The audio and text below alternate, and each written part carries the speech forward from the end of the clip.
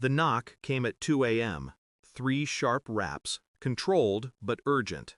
When I opened the door, my neighbor stood there, half-dressed, trembling. A retired detective, 40 years in homicide. I'd never seen him scared before. "Pack a bag," he said. "You're coming with me." "What's going on?" He glanced toward the window, voice dropping. "That couple who moved in across the street last month. I ran their plates. Government vehicles. Unmarked. I watched them. They're surveilling your house. 24/7 shifts." He swallowed, staring at me like I was already dead.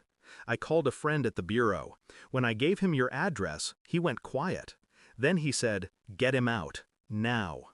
I didn't ask questions, just grabbed my wallet, my keys, and followed him out into the cold. The air felt heavier than usual, like the world had started holding its breath. We drove in silence for miles. He didn't explain much, just said, "You've got enemies in high places." Enemies. That word hit harder than it should have, because I had none. At least, that's what I thought. Until I remembered the argument 2 months ago. My wife, Claire, on the phone late at night, whispering, crying. When I asked who she was talking to, she said, "No one." Back then, I let it go. You learn not to chase ghosts in a marriage. You just learn to sleep beside them. But now, sitting in that car with the detective's hands shaking on the wheel, I felt something click. Not panic, recognition. I'd been watched long before the unmarked cars arrived.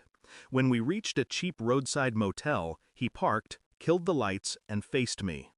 "They're not random," he said. "Whoever ordered this, they know you personally." He looked like he wanted to say more, but didn't. And that silence said everything. I checked Claire's phone records the next morning. She didn't notice. The habit of years made it easy. Her passcode hadn't changed. It never did. There were numbers I didn't recognize, federal area codes, and one name that made me stop breathing. Agent Mark Rennick. I knew him. He'd been at our wedding. A colleague of hers from the department. They'd worked consulting cases together. That's what she told me. Except Rennick's calls started the same week I was promoted at my firm. The week someone leaked the confidential audit files I was handling. The week I noticed the same black sedan parked 3 nights in a row. It wasn't surveillance. It was insurance. She'd sold me out. Not for money, she didn't need it. For something else. Loyalty. Maybe fear. Maybe both. I started keeping notes. Screenshots. Receipts. Every timestamp. By the 4th day, I had enough evidence to destroy her. But I didn't call her out. No. That would have been mercy. I waited. Watched her routine like she watched me.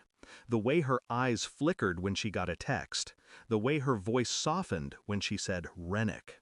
She thought I was still asleep when she whispered, "It's almost done. He doesn't suspect a thing." But I heard her. Every word.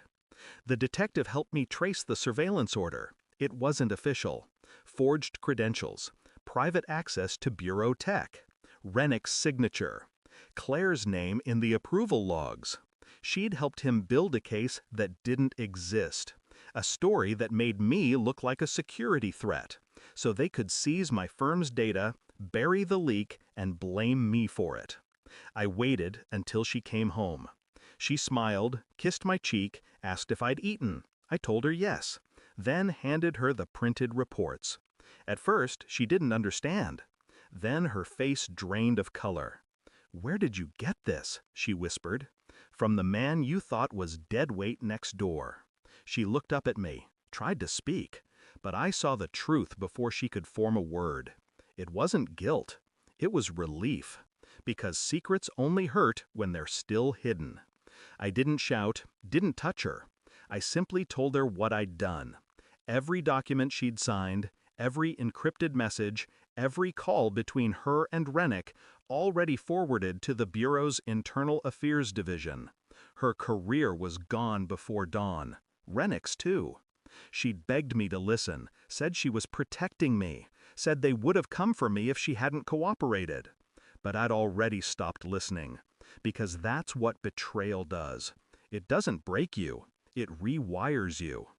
By morning, she was gone, and for the first time in months, the house felt quiet. The detective moved away a week later, said he'd done enough damage control for one lifetime. I still see the unmarked car sometimes. Different plates, different driver. But I know it's them. Watching. Waiting. Let them. They think surveillance gives them power. But it only shows what's already true. That I'm not the man they were watching anymore. Claire taught me something I'll never forget. The most dangerous people aren't the ones with guns or badges. They're the ones who smile while selling your life piece by piece and call it love. So when I look out the window now and see that black car parked under the streetlight, I smile back.